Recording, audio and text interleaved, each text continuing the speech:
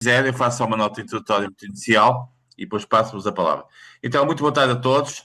Temos mais hoje uma sessão que promete, que tem a ver com um tema absolutamente crítico e atual, que é o tema do talento.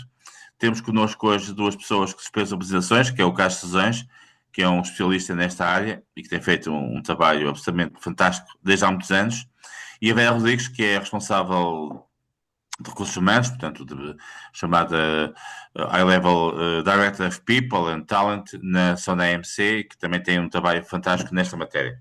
Portanto, nós vamos iniciar a sessão daqui a algum tempo, mas antes disso, dar nota das sessões que vamos ter a seguir, que nós fazemos isso sempre aqui.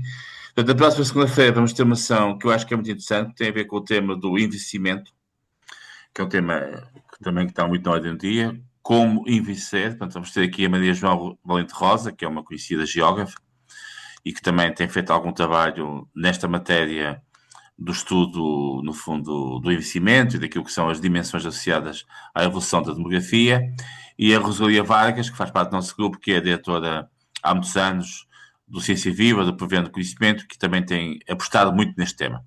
E depois, não sei se Inês tem aqui também a imagem do dia 20, muito bem. No dia 20 vamos ter uma ação que eu acho que vai ser também muito interessante, que tem a ver com ciência e inovação.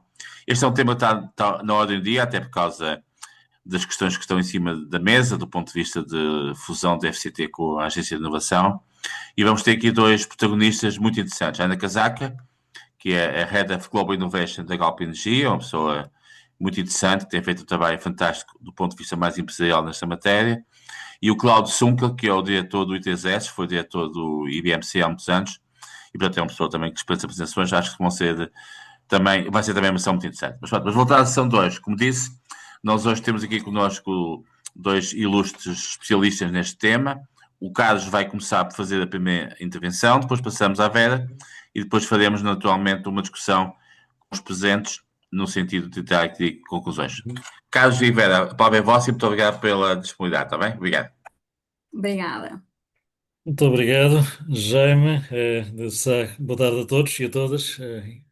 Agradecer ao Jaime o simpático convite para esta sessão, à minha amiga Vera Rodrigues a generosidade também por vir debater comigo este tema e obviamente a todos vós na audiência que neste final de tarde, pelo menos em Lisboa caótica, imagino noutras geografias também, conseguiram estar aqui horas para este tema. Enfim, uma pequena contextualização antes da mensagem fora aqui do mensageiro, se me permitem 30 segundos, do que é que vos vou trazer um bocadinho a minha experiência, enfim, de cerca de 20 anos mais ou menos no mundo, de 20 e poucos já no mundo da dita consultoria, apesar de não gostar muito do termo consultor, hoje em dia até considero mais um acelerador de mudança, ou tento ser um acelerador de mudança, mais do que consultor. Enfim, desde os tempos do Grupo Empresa em que lancei o expressoemprego.pt, desde os tempos em que criei um projeto empreendedor, quando estive na área da consultoria de gestão em projetos de performance management, cerca de 10 anos e meio do mundo do Executive Search, basicamente recrutamento executivo, e mais recentemente, enfim, nos últimos 4 anos e meio, com a DERFI, com projetos essencialmente de transformação a nível de liderança, cultura, gestão de talento, enfim, temos uma visão integrada do futuro do trabalho e quais são os tipping points, digamos assim, para a poder provocar. Feito basicamente quase este disclosure e disclaimer, enfim, a mensagem com o mensageiro basicamente, o que é que no fundo é as minhas perspectivas sobre os desafios do talento? Eu diria que os desafios do talento são muito variados, daria para estarmos aqui a noite toda, mas tentarei ser conciso. Eu diria dois ou três grandes desafios globais, antes de irmos aos desafios mais micro, portanto os globais, que eu diria mais macro, transnacionais, globais, no fundo, e eventualmente trazer aqui depois pelo menos dois desafios mais micro, que acima de tudo com que eu lido nas organizações, aqui na minha perspectiva mais profissional. Desafios globais, um que é escusado de ser dito, obviamente, praticamente, que é claramente o chamado talent shortage, ou escassez de talento, que é claramente sentido a nível global. Tem a ver com questões demográficas, tem a ver com questões das qualificações, das competências, dos sistemas educativos, obviamente, que temos, e claramente, no fundo, eu diria que geografia é geografia, basicamente, temos sempre hoje em dia a nota, Portugal não é, obviamente, aí uma ilha isolada, da questão da escassez de talento. A escassez de talento vê-se essencialmente na perspectiva de perfis mais qualificados, é claramente daqueles perfis mais falados, como por exemplo as tecnologias, e falamos essencialmente tecnologias de informação, mas também no mundo da engenharia, mas também não só nestas funções ou posições ditas mais sofisticadas, vê-se da perspectiva dos cuidados de saúde, cuidados à infância, enfim. Hoje em dia, fruto da nossa demografia, e mais uma vez, países mais desenvolvidos, Europa Ocidental, Estados Unidos e outros, sentem mais isto do que países que eventualmente estão ainda numa curva diferente de desenvolvimento, mas claramente eu diria que um grande desafio do talento é claramente um desafio quantitativo, a shortage de talento. E eu bem sei que a digitalização e o AI vêm trazer outros desafios que podem eventualmente ser uma força que vá contra esta, mas enfim, já lá iremos à parte da tecnologia. Depois eu diria que basicamente outro desafio do talento, é aquilo que eu já também comecei quase por entroncar com este, que é claramente no fundo também a desadequação, eu diria que a histórica, estrutural, entre os vários, eu diria, subsistemas que levam ao talento. Para já até dando aqui um passo atrás, quando estamos a falar de talento, estamos a falar de competências, de aprendizagens, das minhas competências, do meu potencial de evolução, da minha motivação e compromisso para fazer mais e melhor, da minha performance atual, enfim, coisas que tipicamente são construídas, vamos ter aqui, no fundo, ter aqui uma visão mais global e holística, desde ter idade. Sistema educativo de base, sistema formativo profissional, sistema de formação académica e, vamos chamar aqui os ecossistemas profissionais. Estes alinhamentos, fundamentalmente, entre os sistemas educativos e os sistemas empresariais e profissionais, enfim, já têm 20, 30 anos de historial de debate, basicamente, obviamente, continuam latentes, isto é, e hoje em dia eu diria que não estamos, se calhar, melhor do que há 10 ou 15 ou 20 anos atrás, se bem que haja maior consciência da necessidade de aproximar empresas com universidades e universidades com empresas, eu diria que os saltos socioculturais e tecnológicos estão a ser tão rápidos que fazem provavelmente, no fundo, estes gaps de competências que tipicamente as empresas gostariam de ter versus aquilo que o sistema educativo e de ensino produz, continuam a ser bastante evidentes. E eu claramente, assim, isto quase daria aqui para eventualmente uma mega talk ou uma mega conferência em que abordássemos toda esta perspectiva do talento, das aprendizagens até ao talento profissional, mas eu diria que é claramente cada vez mais, no fundo, dificuldades em orquestrar, por isso é que cada vez, no fundo, há cada vez mais projetos que, no fundo, são projetos alternativos que tentam dotar jovens de competências interpessoais, criatividade, literacia digital e tecnológica, que permitam rapidamente, no fundo, colmatar este gap que ainda é existente entre, basicamente, o que os sistemas produzem e aquilo que as empresas essencialmente necessitam. Depois é quase inegável trazer para aqui a disrupção tecnológica, sim. É claramente também uma força estruturante, global, que traz aqui desafios ao talento. E aqui estamos a falar claramente de uncharted territory, portanto, basicamente caminhos nunca antes trilhados ou mares nunca antes navegados, aqui uma analogia mais portuguesa, que tem muito a ver essencialmente com a nossa incapacidade de prever o futuro hoje em dia, fruto daquilo que é os saltos quânticos do machine learning e da AI, fundamentalmente. Apesar de outras tecnologias como realidade aumentada e virtual e blockchain virem também, no fundo, desromper muitas das questões, mas eu diria que há aqui claramente um cluster tecnológico em cima da mesa que é o elefante na sala, que é o AI. Escusado será dizer, obviamente, que praticamente mês após mês há funções profissionais a serem disrompidas pelo AI, eventualmente quando não tornadas completamente obsoletas. As ferramentas de AI estão a evoluir uma velocidade completamente estonteante, mesmo para a perspectiva que, enfim, muitos pensavam há 2, 3 anos atrás que, por exemplo, a parte tecnológica e código seria se calhar as últimas a ser impactadas, não? Temos aí tendências como o vibe coding a fazer tudo basicamente em poucos minutos, o que antigamente demorava dias ou semanas. Até aconselho aqueles que têm mais curiosidade a perceber, irem pesquisar um pouco sobre vibe coding e aquilo que no fundo está a fazer disrupção no mundo do código. Basicamente, no fundo, estamos a ver cada vez mais funções que tipicamente vão ser descontinuadas. Eu diria que vamos ter aqui dois fenómenos. O fenómeno, obviamente, de obsolescência de algumas funções. O fenómeno de, digamos que o chamado workforce augmentation, ou reforço, ou digamos que uma certa empoderamento e mais capacitação dos humanos versus o AI. Agora, uma nova frase feita que eu acho que para os próximos 2, 3, 4 anos pode nos dar conforto. E eu comecei já a ver algumas conferências e também, no fundo, percebendo que há aplicações da AI nesse sentido, que é basicamente a velha frase de ou nova frase ainda. Basicamente, não vais ser substituído pelo AI, vais ser substituído possivelmente por seres humanos que estão a usar melhor o AI do que tu, basicamente. Enfim, é uma perspectiva que pode nos dar aqui algum ânimo em 2, 3 anos. Não sei se o futuro continua a ser nesse sentido. Enfim, isto são desafios mais estruturais, digamos assim, do talento, que eu acho que a nível, digamos que nacional, como sociedades, quando nós como sociedades devem endereçar, e depois temos, se calhar, os desafios mais organizacionais, mais micro. Nesses coloco, por exemplo, dois fatores com que me tenho deparado essencialmente nos meus projetos profissionais. Um é claramente as questões da liderança e das culturas, e claramente, no fundo, tenho cada vez mais a noção, até pelos ecos que me chegam, pelos projetos que faço, que temos aqui um tema que é um tema cultural e geracional, isto é, liderança e comando e controle já não estão a ser capazes de ter a mesma fluidez, eficiência e eficiência que provavelmente há 5 ou 10 anos atrás. O IDES, no fundo, estavam habituados aos trabalhos, digamos que o full-time presencial, já tiveram estão-se a capacidade de gerir, por exemplo, o talento a nível remoto e a nível híbrido. Isto é também uma perspectiva a nível de um desafio para as culturas, que é de ser mais flexíveis, mais ágeis, mais colaborativas, mas eventualmente faltará tempo com esta aceleração toda para pensar como fazê-lo. E, portanto, eu vejo aqui as organizações, eu diria que quase todas elas, umas mais do que outras naturalmente, consoante os setores de atividade, setores de negócios, geografias, mas eu diria que, no fundo, com uma luta claramente no sentido de, para conseguirmos continuar a atrair, desenvolver e reter, ou se preferirem, fidelizar o talento, que, como sempre fizemos, temos seguramente aqui moldar de forma, eu diria, muito mais fina, com mais curadoria, o tipo de liderança e o tipo de culturas que temos. Com isto, de facto, temos aqui gaps geracionais e há, de facto, empresas que estão, de facto, a sofrer isto com a attrition, basicamente com a erosão de talento, com a rotatividade, o turnover, com a incapacidade de atrair talento como se calhar o faziam há 5 ou 10 anos atrás. E, portanto, isto é um desafio claramente que se coloca as organizações. E depois outro que eu passo claramente, no fundo, também é e eu diria ligado com este, que é todas estas novas temáticas que, no fundo, não sendo completamente novas, ganharam, eu diria, maior visibilidade no mundo pós-pandemia, da qualidade de vida, do equilíbrio pessoal profissional, de como conciliar, de facto, a minha vontade de fazer mais e melhor ambiente organizacional com os meus projetos de vida, com a minha vida para além da empresa e para além da organização. Isto deve também colocar aqui desafios grandes às organizações, que tipicamente já não retém o talento como antes, já até por ser aqui um conjunto de benefícios, de comodidades e de cuidados que se calhar não tinham há 7, 8, 10 anos atrás. Eu assisto isso com muitos dos meus clientes. E, portanto, no fundo, até na própria perspectiva de fidelizar o talento e ter o talento verdadeiramente engaged e comprometido, tem aqui de cá desafios que não tinham antes. E, portanto, eu diria que eu vejo aqui um conjunto de desafios mais macro, estes dois desafios mais organizacionais.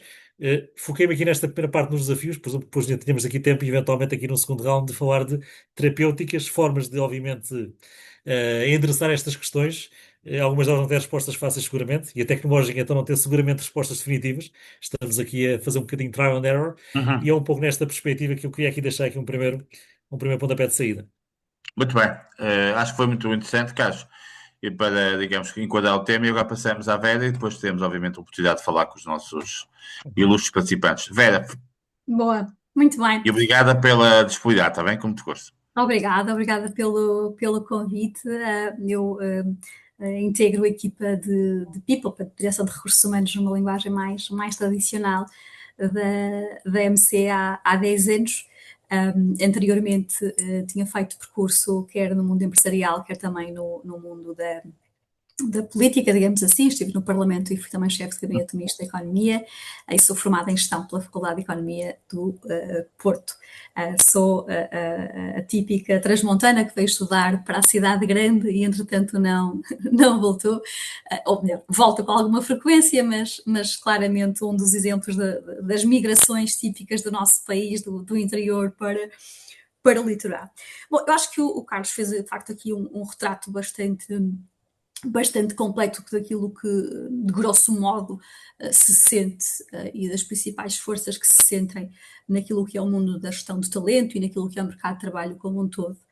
Mas, de facto, agora, como nunca, se ouve falar de talento, de mercado de trabalho, de pessoas. Nós estamos numa fase que muitas vezes na gíria até do recrutamento se chama de candidate lead market, ou seja, estamos numa fase em que de facto são as pessoas, é o talento, é a mão de obra, conforme queiramos designar, que de facto comanda o mercado de trabalho e não as empresas. E isto obviamente está a criar aqui alguns constrangimentos e está a criar algum desconforto, algumas formas mais tradicionais de gerir as pessoas. E aquilo que é uma certeza e uma evidência, pegando, por exemplo, naquilo que foi a discussão este ano do World Economic Forum, nunca um fórum económico mundial dedicou tanto tempo a discutir temas do mercado de trabalho, tanto tempo a discutir matérias sobre evolução de competências, matérias sobre transformação de funções e, no fundo, de um conjunto de forças que vão impactar de sobremaneira aquilo que é a evolução do mercado de trabalho como um todo. Desde aquilo que é a evolução rápida e o ganho, por exemplo, de terreno daquilo que são competências mais soft, ou ditas mais soft, que eu gosto mais de chamar power skills, até aquilo que são, de facto, as transformações introduzidas pela tecnologia, pela automação, pela inteligência artificial, não é só inteligência artificial, mas no fundo a tecnologia, numa forma mais lata, a forma como vão mudar e moldar o mundo do trabalho, entre as funções que vão desaparecer e aquelas que ainda estão por nascer. Portanto, nós estamos num momento de profunda transformação. E no momento de profunda transformação não há certezas, portanto, nós podemos ter a vontade de controlar e de ter, idealmente, uma bola de cristal para adivinhar para onde é que o mercado de trabalho vai, mas isso é muito difícil, porque estamos num momento de grande transformação. E, como muitas vezes dizemos também, numa altura em que as empresas estão cada vez mais a perceber que, de facto, a cultura que têm e a forma como trabalham é aquilo que também determina, ao final do dia, aquilo que é ou não o seu sucesso. O Carlos falava no tema do talent shortage, falava no tema da inteligência artificial, da cultura, das lideranças, sem dúvida alguma. Eu acrescentaria também aqui algumas dimensões, e revejo-me em todas as dimensões em que o Carlos falou, mas acrescentaria aqui algumas dimensões que têm muito a ver também com o nosso contexto interno, o nosso contexto nacional. E, portanto, nós, em Portugal, vivemos num contexto em que o tema da competitividade salarial é um tema que tem que vir para cima da mesa quando falamos de gestão de talento. O tema da rigidez da nossa legislação laboral é outro dos temas que tem que vir para cima da mesa quando falamos de gestão de talento e de mão de obra. O tema da baixa qualificação das nossas lideranças é outra das matérias que necessariamente também tem que vir para cima da mesa.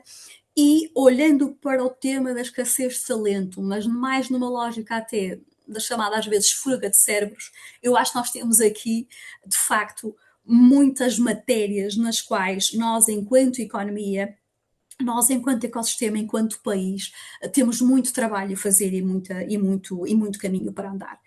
Há vários rankings internacionais que nos falam sobre aquilo que é o posicionamento dos países do ponto de vista da competitividade que têm a atrair talento.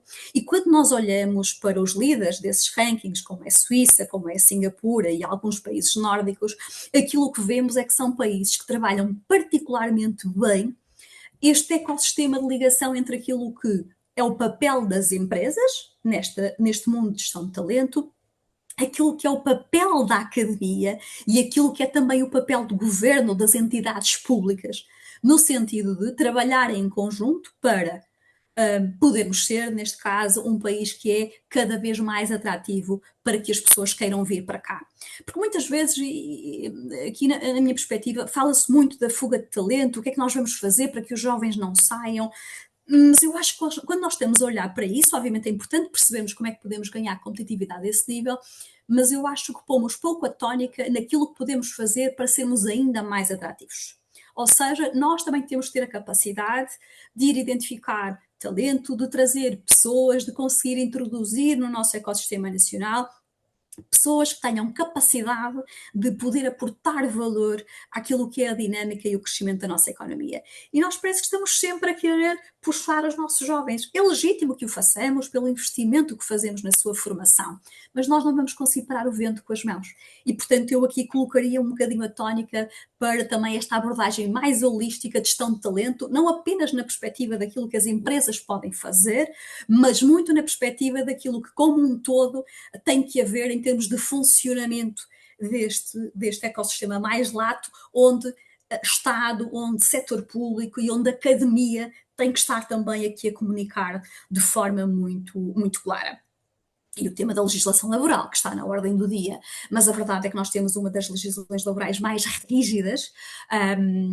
Portugal é um dos países, por exemplo, onde é mais caro despedir, mesmo com fundamento, com justa causa. E, portanto, isto é um dos dados que ilustra e que nos posiciona muitas vezes nos rankings daquilo que é a maior ou menor abertura que a nossa legislação laboral também dá àquilo que possa ser o investimento estrangeiro. E, de facto, temos aí muito caminho a fazer. Estou expectante em perceber como é que vai evoluir a discussão daquilo que é este anteprojeto da reforma da legislação laboral, mas é outra dimensão que impacta muitíssimo a dinâmica do nosso mercado de trabalho, quer por aquilo que é a componente de gestão dos portugueses, de quem cá está, quer por aquilo que é a tal competitividade e capacidade de atrairmos pessoas para virem trabalhar em Portugal. E depois também acrescentaria aqui, em termos de desafio, uma outra dimensão. De facto, o tema da cultura e da transformação cultural que o Carlos falava é uma das dimensões, e depois posso detalhar um pouco, onde as empresas também têm que dedicar-se. Porque, de facto, as gerações que estão a entrar no mercado de trabalho têm outra forma de ver a relação profissional com as empresas, têm outra forma de olhar para aquilo que é o papel dos seus líderes, têm outra forma de estar naquilo que é o seu equilíbrio entre a sua dimensão pessoal e profissional. E isso obriga a que as pessoas repensem a forma como estão a trabalhar. Isso é um grande desafio do ponto de vista de gestão de talento, porque lá está, as pessoas ficam numa empresa, obviamente, se sentirem bem pagas, a dimensão da remuneração é um dos ângulos do que eu chamo o triângulo do compromisso, mas há uma dimensão que tem a ver com a sua experiência de trabalho e com a aprendizagem que têm ou não nessa mesma função, e uma outra dimensão que tem a ver também com as lideranças e aquilo que é o papel e a capacitação que cada líder tem para conseguir fidelizar talento. E, portanto, eu diria que, grosso modo, em termos de contexto mais macro, seriam estes pontos, mas eu diria que, e esta é uma frase que muitas vezes é repetida, o tema da cultura é um daqueles que neste momento mais nos ocupa tempo, aqui na Sonai, como costuma dizer-se, a cultura como a estratégia ao pequeno almoço, não é? Na versão original, Culture and Strategy at Breakfast. E a verdade é que, de facto, a maior parte das transformações e das mudanças nas empresas não atinge os seus objetivos, não porque não estejam feitos planos em detalhe à partida, mas porque muitas vezes não consegue levar-se a que os colaboradores adiram, digamos assim, a essa mudança e o trabalhar o mindset, o trabalhar esse change agility que as pessoas possam ter é muitas vezes meio caminho andado para que as próprias organizações consigam fazer o seu papel. Eu costumo dizer muitas vezes que nós podemos ter um investidor com grande capacidade de investimento, com um bom plano estratégico para executar a sua ambição, se não tiver efetivamente as pessoas certas, não vai chegar muito longe. E, portanto, do meu ponto de vista, claramente não há uma estratégia de negócio se não houver uma estratégia de talento e, de facto, não há negócios excelentes sem que haja pessoas de excelência. E isto seria uma primeira introdução da minha parte. Muito bem, então se calhar vamos passar agora à discussão. Eu sei que a Aida, que é uma conhecida e reputada especialista na área do coaching, dos recursos humanos, e que deu o prazer de estar aqui connosco, gostava de fazer um pequeno comentário. Aida, se quiseres começar a fazer um comentário inicial e algumas questões, Bem, e depois obrigada. passamos aos outros gostos. É um gosto, obrigado. Agradeço. Olha, gostei muito de vos ouvir, Vera, Carlos, e de facto suscita bastante reflexão.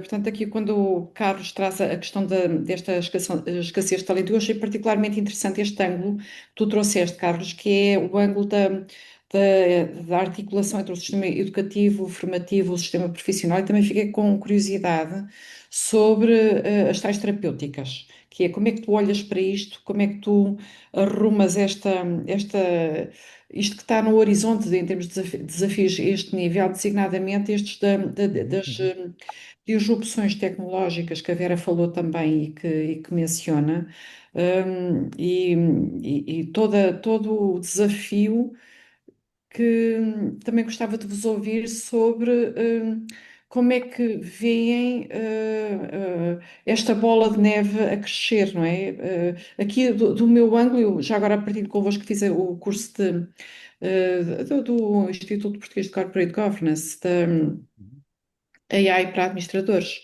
E achei muito interessante também a maneira como eles pegaram no ângulo e sobre o quanto as lideranças e sobretudo a gestão de topo está a olhar para isto e ali discutiu-se muito sobre quem é que tem o ownership desta transformação. E imagino que vocês também possam ter os vossos pontos de vista sobre isto, eu não sei se têm interesse para aqui, mas para mim eu traria também esse ponto. Carlos, gostei particularmente também desta tua referência, não é? Que os seres humanos que estão a usar o AI melhor do que tu é que te podem desafiar, não é? Não é tanto a AI, mas é toda a aceleração que isto representa, tudo o que representa esta disrupção. Achei também muito interessante aquilo que a Vera traz, foi este ângulo do World Economic Forum, de nunca se ter dedicado tanto tempo ao mercado de trabalho. Eu fiquei a pensar sobre isso, e fiquei com vontade de investigar mais sobre isto, Vera. Não estava com visibilidade sobre isto e depois eu vou pesquisar mais. Um, Também achei muito interessante esta ligação que traz. E destas questões que eu acho que estão muito presentes nos desafios das empresas, que é os desafios laborais, não é? Da legislação laboral ser pouco flexível e quando se trata de segurar talentos, do quanto isto é difícil, não é? E do contexto desta competitividade salarial, não é? Temas muito pragmáticos, é quando falamos de desafios, estamos a falar aqui de espartilhos que, em que é difícil tocar, não é?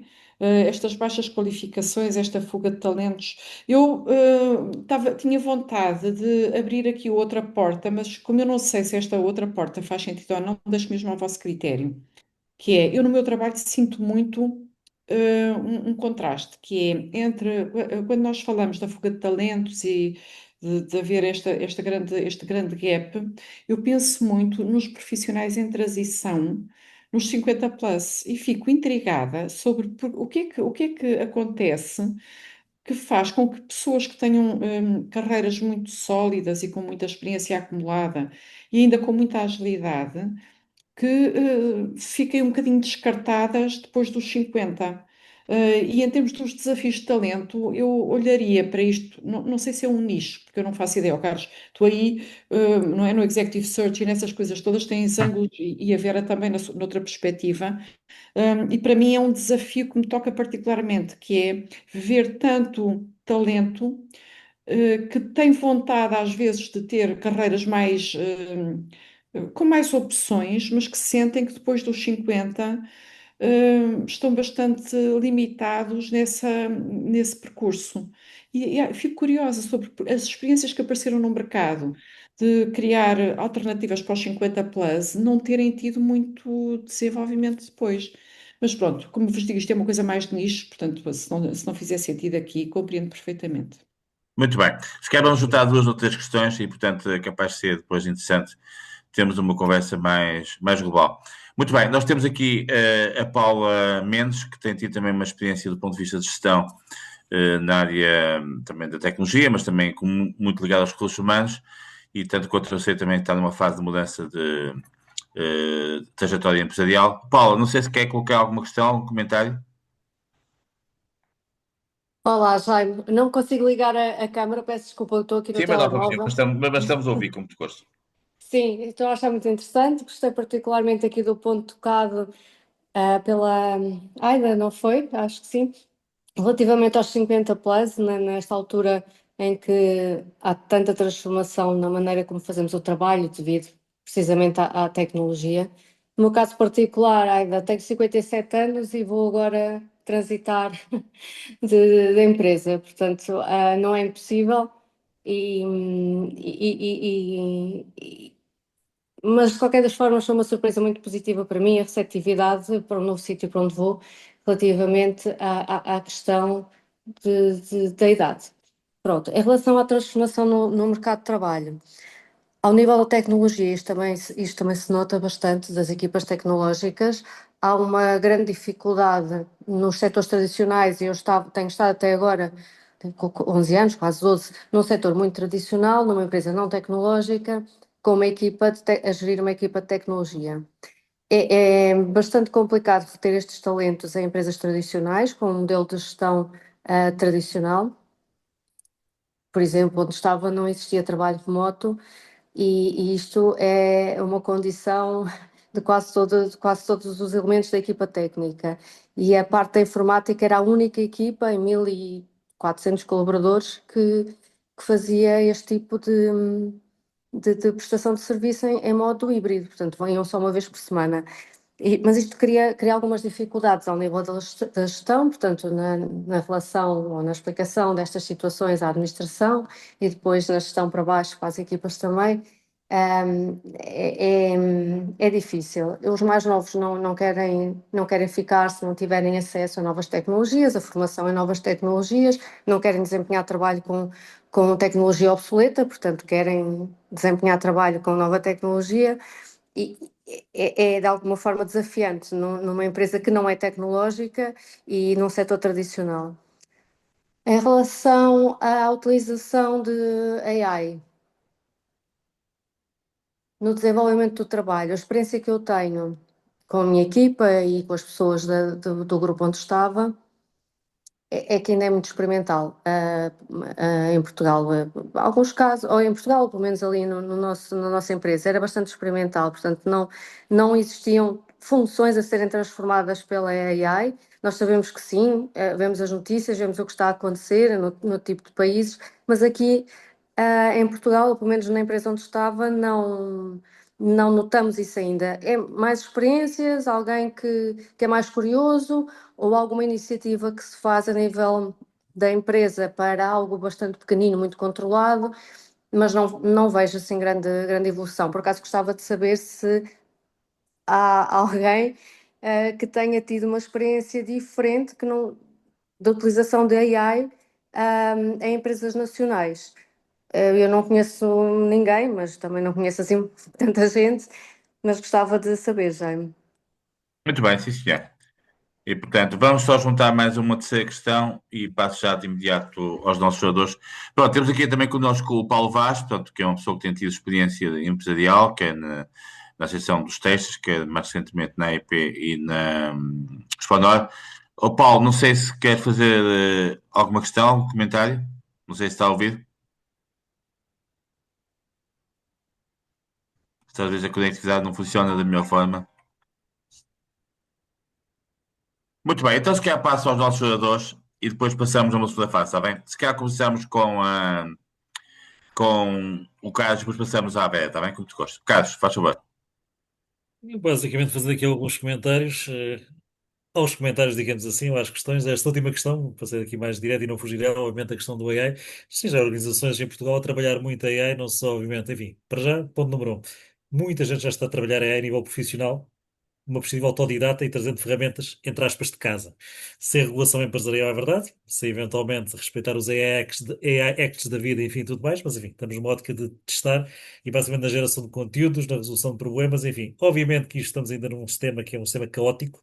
Agora, nos sistemas mais organizados, empresas já estão de facto, ou instituições a usar uma perspectiva de AI first, ou basicamente a adoção da AI, vê-se obviamente nos chatbots de assistência aos clientes, naquilo que é basicamente os helpdesks internos, enfim, já começa a haver fundamentalmente ainda numa fase de assistente AI, claramente, e nós próprios usamos o ChatGPT, que de facto é um assistente AI, se usar o Copilot é a mesma coisa, mas vamos entrar rapidamente na perspectiva dos agentes AI, isto é, agentes AI que têm já alguma autonomia, em que basicamente estou aqui uma tarefa, basicamente, de orquestrar reuniões comerciais, marcar evento, fazer uma apresentação que tenha este objetivo para aquele tipologia de clientes, enfim, ou no fundo ter aqui um conjunto, enfim, já não para ir às áreas industriais, com as manutenções preventivas e tudo mais, enfim, a AI já está de facto, eu diria, às vezes mais ou menos controlada, noutros casos ainda uma ótica, se calhar mais caótica, é entrar obviamente na vida de todos os profissionais. Portanto, eu diria que isto, mais uma vez, não é um terreno que estejamos, enfim, com uma noção de todo o rumo a seguir, mas claramente vai fazer o seu trajeto, e usando a expressão muito feliz da Vera há pouco, que eu também costumo usar,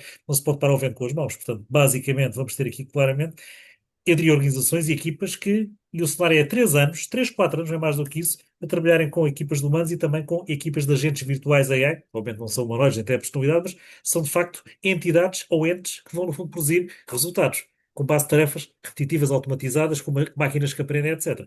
Isto vai acontecer. Eu pôr aqui, pôr os 3 anos é muito conservador, pode ser que muito menos, já existe, portanto é aqui uma questão de massificação. É um bocadinho aquela perspectiva. Depois aqui o tema que foi aqui falado, que é do talento sénior, que a Aida trouxe aqui.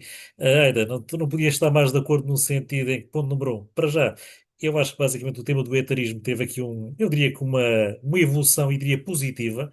Eu acho que a conversa dos 45, 50 anos e a partir daí as pessoas estão acabadas para a vida, enfim, já passou seguramente.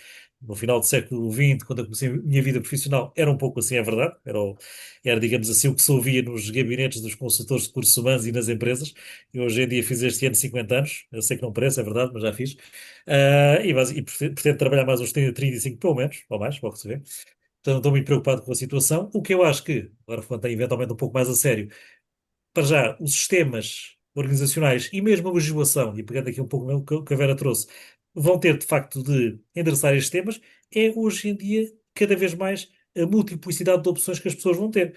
Eu posso ter 60, 65 anos e ter aqui modelos de trabalho completamente parcelares em part-time, trabalhar 4 ou 5 horas para uma organização, trabalhar 7, 8 horas para outra organização, por exemplo, de inovação social, enfim, e a legislação que obviamente, geralmente vem a tecnologia primeiro, a cultura e a sociedade depois, e só a política e a legislação mais tarde, vai ter de ser um pouco mais rápida neste acompanhamento, porque isto vai acontecer. Hoje em dia, eu tenho perfeita noção hoje em dia que há dificuldades em regular, por exemplo, aquilo que é a gig economy e os freelancers a nível global, a mobilidade, onde é que pagam impostos, em que jurisdição, enfim, como é que podemos ser aqui profissionais para o mundo. E hoje em dia há milhões de pessoas já a viver dessa forma. Portanto, mais uma vez, seguramente a legislação vai ter de acompanhar, como vai ter de acompanhar estas escolhas cada vez mais diversas do talento sénior. Provavelmente não vai querer, no fundo, trabalhar segunda a sexta, das 9 às 6, como era o paradigma do século XX, mas obviamente com até ferramentas hoje em dia tecnológicas consegue ter aqui muito mais impacto nas organizações, fruto da sua experiência, das suas soft skills, da sua sabedoria já muito mais aprofundada, e se calhar bastar-lhe a trabalhar o equivalente a um dia por semana para produzir impacto numa organização alinhada com o seu propósito de vida, com aquilo que está a fazer. Portanto, eu sou muito otimista, ainda acho que claramente, no fundo, isto vai seguramente começar a encarrilar até na perspectiva da própria legislação, enquadrar estas situações, porque é o futuro do trabalho e é o futuro de nós, seres humanos, enquanto, no fundo, agentes do trabalho. Não vamos para os 60, 65, mais uma vez, como eram os estándares anteriores. Vamos, seguramente, muitos de nós ter de trabalhar muito mais anos, em modalidades diferentes, flexíveis, e acho que, mais uma vez, a legislação acomodará isso, não tenho dúvidas disso. E, basicamente, estes dois temas que eu queria aqui usar como Muito bem, sim, senhor. Fantástico. resposta. Sim, eu diria, e pegando aqui no gancho o que o Carlos achava, que aquilo que se perspectiva, lá está, com uma esperança de média de vida maior e com uma transformação no mundo do trabalho que leva a que haja funções que vão surgir que ainda nem existem e outras que existem e que vão desaparecer, a probabilidade de, ao longo da nossa vida, fazermos coisas diferentes e termos que aprender a fazer coisas diferentes é cada vez maior. E, portanto, é um bocadinho o fim das chamadas linear career path, onde antes estudávamos, trabalhávamos e depois reformávamos e basicamente tínhamos o tempo do emprego para toda a vida. E, portanto, o que é cada vez mais expectável é que as pessoas estudem, trabalhem, voltem a estudar ou a aprender, recomecem a fazer outras coisas e, no fundo, este percurso de aprendizagem contínua, este percurso de requalificação ao longo da vida e de facto, fazermos coisas diferentes que aquilo que eventualmente a nossa formação de base nos permitiria fazer de uma forma mais evidente, isso é algo que eu diria, tentando fazer uma previsão para o futuro, é cada vez mais provável. Mas isso também obriga, lá está, a que haja aqui novas formas de trabalho que também nos obrigam a ter outro mindset, ou seja, não tanto o formato tradicional, se calhar, do emprego por conta de outra, e não tanto o formato tradicional do trabalho das 9 às 5, mas muitas vezes um formato que às vezes está associado a funções em consultoria em projetos estratégicos, e até achei interessante a partilha da Paula Machado Mendes, porque eu também conheço muitos exemplos como os da Paula, que é de pessoas que de facto, tendo uma idade acima dos 50, por terem competências e características que as mantêm altamente empregáveis, não é o facto de terem 50 ou 55 ou 60 que as afasta do mercado. Pode, em algum tipo de áreas que entretanto se tornaram menos apelativas ou mais obsoletas, isso é verdade, mas a verdade é que também, ao dia de hoje, começam a surgir cada vez mais formas de requalificação. E isso tem que ser uma coisa para a qual nós também temos que olhar com mais naturalidade. Não é tão provável sair de uma empresa para fazer uma coisa muito parecida numa empresa ao lado, com o mesmo tipo de vínculo profissional, é mais provável que possamos fazer uma coisa diferente, na qual possamos aplicar aquilo que é o nosso know-how, mas num formato de trabalho que provavelmente é distinto. E esse mindset é difícil de entrar, porque isso faz parte da mudança e o ser humano, por natureza, é avesso à mudança, mas essas novas formas de trabalho não são só para as novas gerações que estão a entrar no mercado de trabalho, são muitas vezes também para as gerações mais maduras, mas que aqui precisam também de fazer algumas vezes um pequeno shift. Aida, eu recomendo-lhe que veja mesmo o relatório que se chama Future of Jobs Report 2025, do World Economic Forum, porque é um documento bem denso que fala muito justamente sobre a evolução que lhe referi há pouco, quer das competências, quer das funções. E para responder também aqui ao tema que a Paula colocava sobre ferramentas de AI. Nós temos várias em utilização na empresa, deixem dar-vos uma muito concreta que está a funcionar sobre a minha liderança. Nós introduzimos em abril uma nova ferramenta de recrutamento com base em AI. O que é que nos permite fazer? Diminuir o time to fill, garantir maior assertividade no recrutamento e garantir que os milhares de candidaturas que nos chegam são efetivamente todos avaliados. Nós somos uma empresa que recebe muitos currículos, muitas candidaturas espontâneas, e era humanamente impossível, nós não tínhamos a equipa dotada, e não era possível que isso acontecesse, para vermos todos os currículos, analisarmos todos os currículos, entrevistarmos todas as pessoas. Neste momento, temos uma ferramenta que existe no mercado, que nós compramos, para poder fazer, de facto, um screening daquilo que são as candidaturas que nos chegam, que nos permite fazer logo uma pontuação entre se é um good ou se é um poor fit, e a partir daí fazer uma pré-triagem das pessoas que efetivamente avançam para uma entrevista presencial. Ou seja, garantimos também, por um lado, que alguns vieses que muitas vezes as equipas de recrutamento, ao fim de algum tempo, ganham ao estarem a analisar currículos, também sejam eliminados. E, portanto, temos uma experiência em larga escala a funcionar, nomeadamente ao nível da gestão de pessoas. Temos um chatbot interno que responde às perguntas mais recorrentes das pessoas. Temos a inteligência artificial a fazer o matching entre líderes, no sentido de serem, muitas vezes, mentores internos de outras pessoas que não aquelas que lideram diretamente. Temos a inteligência artificial a fazer a predição de acidentes de trabalho, que nos ajuda a antecipar alguns riscos e melhorar a gestão de riscos também nas nossas lojas. Temos um conjunto de ferramentas que, de facto, tornam bastante tangível já aquela que é a utilização da inteligência artificial. Fizemos recentemente um inquérito a toda a nossa população de estruturas centrais, onde identificámos que mais de 80% das pessoas já usam inteligência artificial. Nós utilizamos de forma autorizada uma ferramenta dentro da empresa e isso está a mudar já efetivamente a forma como as pessoas trabalham. Naturalmente que há diferentes níveis de utilização e de proficiência nessa utilização, mas é por isso mesmo que, a par do triênio que estamos agora a terminar de formação no âmbito do nosso plano de Strategic Workforce Planning, vamos fazer agora um investimento específico na área de inteligência artificial para acelerarmos essa adoção e para amplificarmos aquilo que é o impacto da utilização desse tipo de ferramentas, porque de facto muda muito e melhora muito a employee experience das pessoas que estão a trabalhar connosco. Outro exemplo de tecnologia que utilizamos com grande sucesso são os chamados RPAs, que no fundo consistem na robotização de tarefas mais rotineiras, e isso obviamente significa tirar da frente das pessoas, digamos assim, muitas das coisas que elas não gostam de fazer e muitas das coisas que tornam muitas vezes as funções mais aborrecidas ou menos apelativas. Quando falamos de novas gerações e quando falamos da experiência de um candidato, esse tipo de tarefas ninguém as quer fazer, e essa geração, nomeadamente aquela que está mais qualificada e que tem muitas vezes competências nas áreas que são mais escassas no mercado, é justamente aquela que vai mais valorizar exatamente esse trabalho. Mas, pegando aqui no tema das qualificações, dar aqui também uma nota.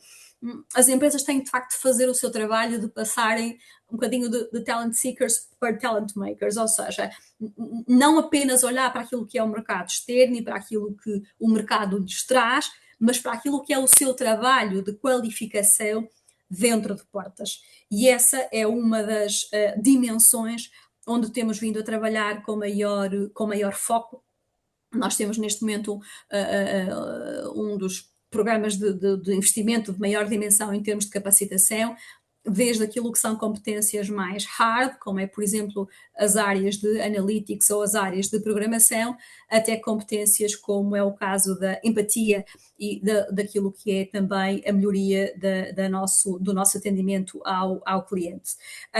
E, portanto, dar aqui estas notas a propósito dos comentários que foram feitos e, portanto, eu acho que as empresas, obviamente, dependem de todo um contexto, mas há coisas que também dependem delas próprias e que têm que fazer também pela sua própria iniciativa e pelas suas próprias mãos, digamos assim. Muito bem, nós temos aqui o Paulo Moraes Vaz, enganei, não é o Paulo Vaz da AEP, mas é o Paulo que está ligado à Escola de Hotelaria e obviamente é uma pessoa que lida muito com recursos e com recursos humanos e com talentos. Paulo, quer colocar alguma questão, fazer algum comentário? Paulo, não sei se nos está a ouvir. Estava aqui a Muito desligar bem, e sim, senhor. Não, claro que quero colocar questões, porque isto, para quem gera Até uma que eu escola, acho seja que ela. há a área onde o talento é cada vez mais importante é no turismo e na hotelaria, não é? Portanto, exatamente. Sem Mas. dúvida. E não imaginam a quantidade de pedidos Exato. e de contactos que são feitos. Mas por estranho que pareça, e perante toda esta realidade que nós vivemos, que se fala, usa-se muito o termo talento, eu sou um bocadinho avesso ao termo, porque nós estamos a falar de pessoas para trabalhar, e nos tempos que correm, o talento, a gente tem que o ajudar a construir e a descobrir muitas das vezes. Mas a realidade é que eu continuo a lidar diariamente com pedidos de empresas e de organizações e de indivíduos que me ligam a dizer: olha, vou abrir um hotel daqui a 15 dias, ainda não tenho ninguém, tenho aí alguns alunos que me possam ajudar. Ou seja, a abordagem de quem tem que lidar com os negócios e com o plano de negócios naquilo que toca à parte dos recursos humanos e das pessoas, às vezes ainda é muito, eu nem diria século XX, é quase século XIX, não é? Isto pode parecer chocante, mas é uma realidade. E depois lidamos com uma outra realidade que essa é que me preocupa, no dia a dia. Porque tentamos fazer uma mudança e estamos a fazer uma mudança que não se decreta, que tem que se motivar as pessoas para aderir. Nós temos um modelo de funcionamento da educação que vem da Revolução Industrial, ministrado por professores que nasceram no século XX, para alunos que estão e que viveram no século XXI com tecnologias do futuro.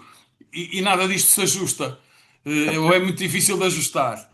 E muito daquilo que nós sentimos do desinteresse e da desmotivação dos potenciais profissionais tem muito a ver com a incapacidade da escola de lhe entregar ou de os ajudar a descobrir o conhecimento e as competências de uma maneira mais, eu diria, mais interessante e mais cativadora e motivadora para eles. E, portanto, o papel de uma escola é esse, é de estar à frente do seu tempo, de estar a par das empresas mais desenvolvidas e mais inovadoras para poder preparar esse futuro que é sempre num intervalo curto, ou seja, eu costumo, no primeiro dia de aulas aos meus alunos, aos alunos que chegam à escola, aquilo que eu lhes digo é: a minha responsabilidade aqui é descobrir os 50% da informação e da formação que vos vão ser úteis nos próximos 10 anos e sabendo que muito daquilo que vocês precisam de saber nesses 10 anos não sequer foi pensado hoje, ou nem sequer vai ser pensado no imediato. E, portanto, o que nós podemos treinar nas pessoas, para além das competências técnicas, essas sim, mas essas são cada vez mais fáceis, eu diria, de transmitir e de incutir por força da tecnologia quando bem aplicada. Mas aquilo que nós temos que incutir nas pessoas é a vontade de aprender e de lhes fazer perceber que a escola é uma dinâmica constante e permanente ao longo da vida. Não porque nós ainda temos este sentimento: eu depois de acabar a universidade ou a escola, nunca mais lá quero pôr os pés. Estou farto daquilo, professores de ordem. Mas é essencial e eles rapidamente percebem que têm que voltar à escola e isso é positivo. E, portanto, a minha pergunta é, o Carlos estava a falar da questão dos agentes, e eu hoje olho para os agentes como um elemento essencial de apoio dos formadores e dos professores, porque lhes podem permitir ultrapassar e combater coisas como a avaliação, os modelos de avaliação, de sugerir soluções diferentes, personalizar a avaliação e fazer uma avaliação tailor-made para cada um dos alunos. Claramente, que bate com aquilo que a Vera estava a dizer, que é não há capacidade humana para analisar o tsunami de currículos que devem receber todos os dias. E, portanto, a tecnologia aqui vem trazer essa capacidade de eliminar subjetividade, por exemplo, na avaliação, torná-la muito mais adequada ao indivíduo e servir exatamente para aquilo que nós queremos que ela sirva, que é ajudar a identificar os gaps para os compensar e para os nivelar com todos. E, portanto, não é tornar tudo igual, mas é que todos tenham o mesmo tipo de conhecimento e de acesso à competência para que possam desempenhar as suas funções. E, portanto, a minha pergunta era esta, era se o meu pensamento e este pensamento que eu tenho, se faz sentido ou não para uma empresa. Ou seja, a empresa precisa que eu ensine competência ou técnica ou quer que eu ensine a pensar. Porque é aquilo que nós estamos a tratar hoje. É que os nossos alunos não são ensinados a pensar. São ensinados a reagir e a agir. E depois chegam às empresas e as empresas o que querem é que lhes resolvam problemas. Não é que sigam, digamos, vou usar aqui um termo um bocadinho desagradável, mas que sigam o rebanho, não é? Independentemente se falamos de uma empresa de 5 pessoas ou de 500 pessoas. Qual é a vossa visão um bocadinho sobre o papel da formação? Vamos pôr assim. Qual é a vossa visão sobre o papel da formação para dar resposta às vossas necessidades? Sim. Muito bem. Eu, se calhar, Vera, eu já estava a juntar mais uma questão para criarmos Está bem, aquela. está bem. E já passo. Eu não sei se o Zé Fernandes Novo, que trabalhou muito tempo numa multinacional, primeiro na Nokia, depois da Microsoft, e portanto que lidou muito também com os temas de recursos humanos, agora está noutras áreas. Zé Fernandes, queres colocar alguma questão, algum comentário aos nossos oradores? Porque acho que a experiência que tiveste também foi muito interessante. Boa tarde. Não Muito sei bem. se me estão a ouvir. Estamos perfeitamente. Muito bem. Bem, a questão do talento e da gestão do talento, eu diria que é talvez o maior desafio de uma empresa que queira ser realmente uma empresa de ponta. Porque sem talento top, é difícil a empresa ser top. E eu agora queria fazer uma nota aqui essencialmente focado entre o talento e a inteligência artificial, que hoje é um tema muito, muito, muito quente. Pronto, há aquele risco de que muita gente está assustada, de que vou perder o emprego porque a inteligência artificial vai substituir e vai fazer o que eu faço. E por isso, felizmente, há muita gente interessada em aprender e utilizar a inteligência artificial. Outro dia eu ouvi um comentário muito interessante do CEO da NVIDIA, acho que a empresa dispensa apresentações, né? Ele diz que quase todos os empregados da NVIDIA têm, nesta altura, um assistente digital. E até ele dava o exemplo. Imaginem, uma pessoa custa em salário $100.000 ano. Um assistente digital, portanto, que é dedicado ao role que essa pessoa faz, portanto, não estamos a falar em coisas genéricas, portanto, um assistente digital dedicado, custa da ordem dos $10.000. E a produtividade da pessoa será, no mínimo, o dobro, dizia ele. E isto é a experiência dele dentro da NVIDIA, pronto, e ele é um dos expoentes máximos nesta altura, pelo menos para mim, sobretudo na parte tecnológica da inteligência artificial. E então ele diz que, sendo a produtividade cerca do dobro, ora, no fundo ele está a gastar 110 mil, quando na verdade iria gastar 200 mil para contratar 2 pessoas. Diz ele que há um tempo para cá, basicamente parou de contratar e o que ele tem feito dentro da sua empresa é realocar as pessoas dentro desta lógica. Portanto, o que nós temos nesta altura é uma grande oportunidade de que as pessoas podem fazer muito mais, suportadas na inteligência artificial, e eu diria não ficar com o medo do bicho-papão da inteligência artificial que agora vai acabar com os empregos todos, porque a inteligência artificial acho que é uma tecnologia fantástica, mas sozinha, pelo menos hoje em dia, e eu diria nos próximos anos, sozinha é impossível, não funciona. Portanto, nós vamos tirar tanto mais produtividade ou vamos utilizar melhor a inteligência artificial, quanto melhor nós formos educados e a conseguir usá-la no bom sentido. Portanto, acho que é este mundo que nós vivemos hoje e vai-se aprofundar ainda mais, é a minha forte convicção. E acho que vai ser muito bom, sobretudo para aqueles trabalhos que são um bocado monótonos. Eu falo, por exemplo, em linhas de montagem, por exemplo, as linhas de montagem da Tesla, aquilo é 100% robotizado. Se pensarmos que, ainda recentemente, a Amazon disse que ia despedir 30 mil pessoas na parte logística, e obviamente que agora na altura das épocas festivas, portanto na quadra natalícia e tudo que antecipa isso, a Amazon e empresas como eles costumavam contratar centenas de milhares de pessoas para questões logísticas. Bem, este ano eu ainda não vi anúncio de nenhum número, mas creio que será muito, muito, muito menor, porque eles estão a apostar claramente em 100% ou praticamente 100% da robotização de todos os seus centros de logística. Portanto, é este o contexto e acho que temos que nos adaptar para bem de todos nós e acho que até do ponto de vista das próprias pessoas que acabam por ser mais produtivas e aqueles trabalhos mais chatos podem ser automatizados graças à tecnologia. Muito bem. Vamos então passar aqui aos nossos jogadores. Passamos ao Carlos e depois à, à Vera. E depois, se houver mais alguma nota ou comentário, passamos em uma terceira fase antes de terminarmos. Carlos, por favor. Obrigado, Jaime. Excelentes questões. Eu começaria com a questão do Paulo Vaz sobre a questão do papel da formação. Já gostei, aliás, estamos perfeitamente alinhados, portanto, o que disse faz todo o sentido, Paulo. De A a Z, literalmente. O que é que eu diria? E até fazendo a ponte com outra questão que eu me esqueci há pouco, responder à Aida Chamissa sobre a questão, no fundo, do que é, como é que era a terapêutica para estas questões entre o desalinhamento entre, basicamente, os vários sistemas, educação, formação, promoção da vida e depois as empresas. Eu diria basicamente que a boa notícia é que a tecnologia nos permite ter aqui, claramente, aliás, foi trazido agora pelo José Fernandes também esses exemplos, a facilidade hoje em dia de desenvolver os nossos conhecimentos e competências como não podíamos chegar há 10, 15 ou 20 anos atrás. Ter aqui eventualmente um assistente, um tutor virtual, no fundo um agente, assistente ou agente, depois numa evolução que a nós, como profissionais, ou um jovem, claramente, que tem um, digamos que uma literacia, ou se me permite aqui a expressão mais portuguesa, um desenrascanço digital fantástico, que provavelmente todos não terão. Eu acho que aí temos aqui uma vantagem competitiva fantástica relativamente àquilo que era, se calhar, há 10, 15, 20 anos atrás.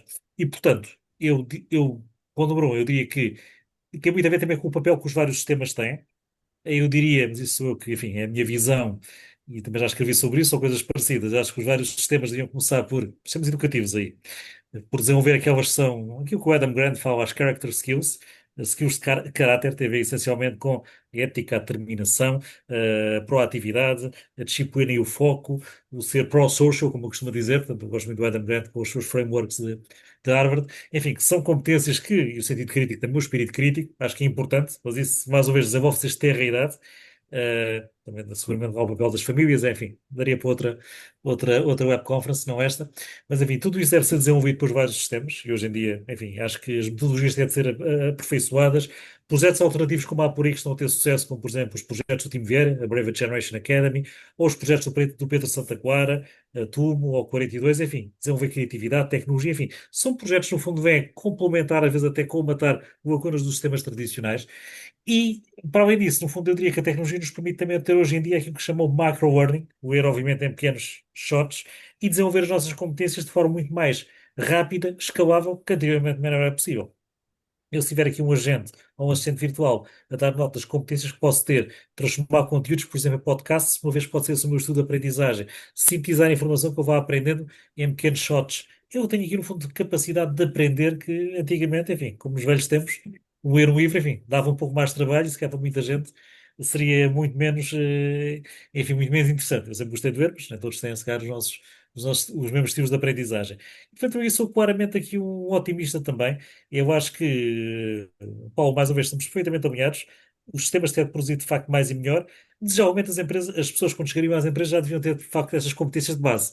Muitas vezes não têm. Eu digo que o papel é das lideranças e das culturas. Também, no fundo, a partir daí, se no fundo temos aqui pessoas que decidam de ser aqui algum alinhamento nestas questões é ter culturas fortes que promovam a agilidade, o pensamento crítico, a colaboração, a capacidade, no fundo, também haver aqui resiliência e foco e propósito.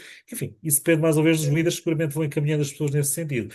E quanto às reflexões do José Fernandes, sim, eu estou perfeitamente de acordo. Claramente, no fundo, vai haver cada vez mais esta interação humano-máquina, de forma que ainda nem sequer estamos em sequer haver eventualmente o desfecho final.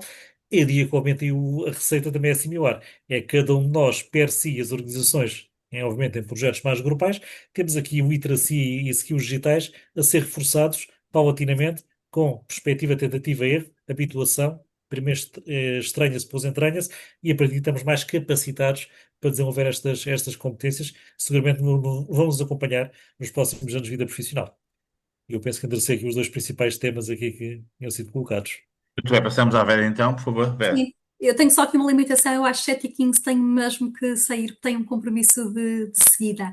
Bom, começando aqui pelas notas do Paulo, quando eu há pouco referia o ecossistema em que tem que funcionar as universidades, as escolas, o setor público e as empresas, não falava só de teoria, falava justamente de um trabalho e de um esforço grande que temos feito de nos aproximarmos e de criarmos percursos formativos em conjunto com politécnicos, em conjunto com universidades, em conjunto com escolas profissionais. O que é que acontece, Paulo? Falando assim completamente sem filtros, há portas às quais nós vamos bater e conseguimos abertura e conseguimos entendimento e conseguimos encontrar um ponto de equilíbrio entre aquilo que são os nossos objetivos, que normalmente correspondem ao que nós chamamos falhas de mercado, e depois há outras portas às quais vamos bater e é muito difícil desafiar o status quo. Nós temos esta experiência com, imagine, politécnicos com uma postura completamente diferente de outros, com universidades com uma postura completamente diferente de outras, com escolas profissionais também com outro tipo de posturas. Ou seja, depende muito, e mais uma vez estamos a falar aqui de pessoas, das pessoas que encontramos do lado de lá, e no fundo também muitas vezes da capacidade que têm, da vontade que têm, muitas vezes de desafiarem também aquilo que é esse status quo.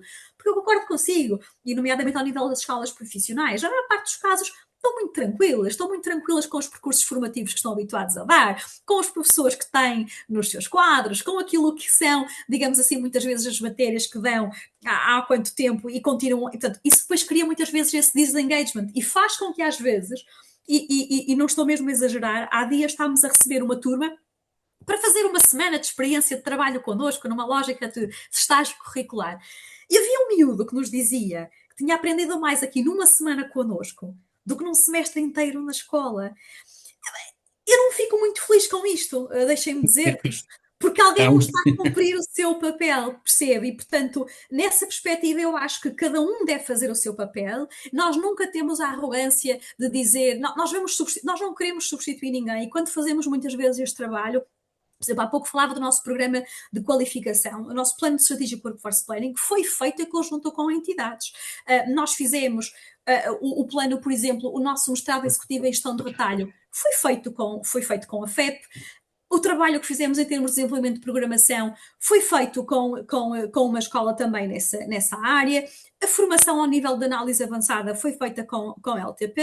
Temos cursos desenhados com universidades e, portanto, queremos sempre fazê-lo em parceria. O problema é quando há um destes agentes desse ecossistema que não está a fazer o seu papel ou pode estar a querer substituir, eu diria muitas vezes erradamente ou com menor competência, aquilo que deveria ser o papel de outro. E, portanto, completamente alinhada que tem que ser um trabalho conjunto, neste mix entre hard e power skills, porque há muitas coisas que de facto se aprendem em contexto de mercado de trabalho, mas nós também sabemos que há diferenças entre escolas, há diferenças entre universidades, mesmo seja ao nível profissional, seja ao nível de licenciatura. Às vezes faz diferença se é o professor A ou o professor B, do ponto de vista daquilo que é o desenvolvimento dessas tais competências de comunicação, de liderança, de espírito crítico, etc. E tudo isso, do meu ponto de vista, tem e deve continuar a ser ensinado primordialmente no ensino, ainda que depois as empresas possam ter que fazer também o seu trabalho de completar e de adequar face àquilo que seja também o âmbito das pessoas e as funções que venham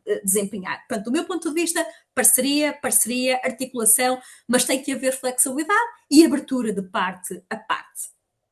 Sobre as notas do José Fernandes, eu também sou uma otimista. Deixem-me dizer-vos que há pouco referia que estamos num momento de grande transformação. Isto cria-nos incerteza, também nos cria ansiedade. Mas a história repete-se, como costumamos dizer. E às vezes eu dou por mim a pensar em algumas preocupações que as pessoas têm sobre a substituição do homem pela máquina e remeto-me àquilo que eram os pensamentos que há 50 ou há 60 anos atrás se teria sobre, por exemplo, deixarmos de utilizar pessoas e animais para fazermos o trabalho agrícola e passarmos a utilizar máquinas. Imaginem o que terá sido a reflexão e a ansiedade no Trás-os-Montes, no Alentejo, quando começaram a chegar as primeiras máquinas agrícolas. As pessoas vão ficar sem trabalho, as pessoas vão morrer à fome, e a história diz-nos que as pessoas passaram a fazer outras funções, em alguns casos evoluíram as suas qualificações e passaram a fazer funções também do ponto de vista físico, muitas vezes eram bastante menos exigentes.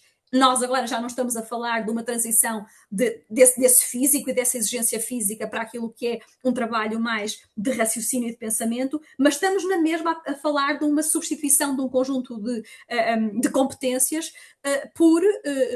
por máquinas que o são capazes de fazer. Agora, sempre alimentadas por aquilo que é o nosso espírito crítico. Há bocado o José falava também do tema da produtividade. Sim, a McKinsey já designa a inteligência artificial como a nova fronteira e o novo salto da produtividade. Já há estimativas daquilo que pode aumentar a produtividade e do que podem melhorar os nossos postos de trabalho a médio e longo prazo. E eu diria até, para Portugal, um país que tem um problema crónico de produtividade, onde trabalhamos mais horas e mesmo com mais horas produzimos menos valor acrescentado face a muitos países europeus, este tema da produtividade que pode ser alcançada, estes ganhos de produtividade que podem ser alcançados por via da tecnologia, eu acho que só nos deviam animar. Ainda que tenhamos, obviamente, que compreender que outros percursos e que outras soluções podem ter as pessoas que eventualmente fiquem obsoletas nas suas competências. Mas essa obsolescência não nos deve, digamos assim, travar e não nos deve, sobretudo, cegar sobre aquilo que temos pela frente e sobre a necessidade imperiosa de surfarmos esta onda. Muito bem. Eu não sei se a Aida, pronto, que nos deu o prazer de estar aqui connosco, que é também uma expert. Aida, uma nota final também em relação aos nossos jogadores e terminamos com a Aida, pronto, dado que ela é uma expert na matéria. 2 minutos, está bem? Não sou, mas quer dizer, eu acho que toda esta reflexão que nós fizemos aqui em conjunto, e muito, obviamente, aqui com base nas intervenções do Carlos Cesões e da Vera Rodrigues, deixa-me com esperança, no sentido em que tocamos aqui em temas que estamos, enfim, que de alguma maneira estamos a olhar em direções e não havemos de ser só nós, não é? Que estimulam o avanço em algumas matérias, como aquelas que eu, enfim, que trouxe aqui para cima da mesa e gostei muito de ouvir estas partilhas da Vera Rodrigues sobre aquilo que já estão a fazer na SONAI. Gostei também muito destas abordagens, das terapêuticas que o Carlos Cesões trouxe, e fico muito com esta percepção também de que os desafios dos talentos não é só a AI, porque nos últimos tempos, eu não sei se vocês têm também essa sensação, que sempre que se fala disto, olha-se sempre só numa direção, que é esta disrupção que é provocada pela AI, que sem dúvida que vai ser provocada, mas também há muita coisa boa que já está a acontecer, como a Vera trouxe com os exemplos concretos e, enfim, e também estas abordagens que o Carlos trouxe. Portanto, muito obrigada a ambos, foram de facto... Muito bem, sim, senhor. Agradeço a todos e acho que foi uma sessão muito prática, muito objetiva. A gravação depois está partilhada no nosso grupo e continuação de boa semana. Obrigada a todos. Uma boa tarde. Muito obrigado pela vossa intervenção. Foi fantástica. Fiquem bem. Obrigada, com licença.